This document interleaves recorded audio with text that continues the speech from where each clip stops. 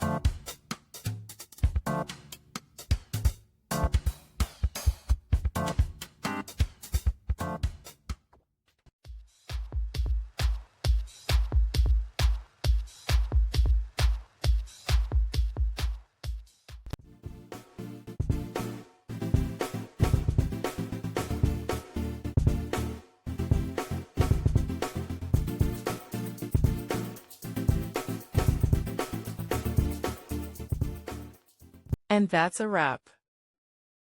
I hope you found the answer you were looking for.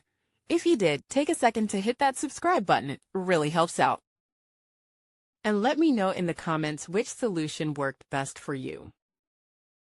See you next time in the Debug Zone.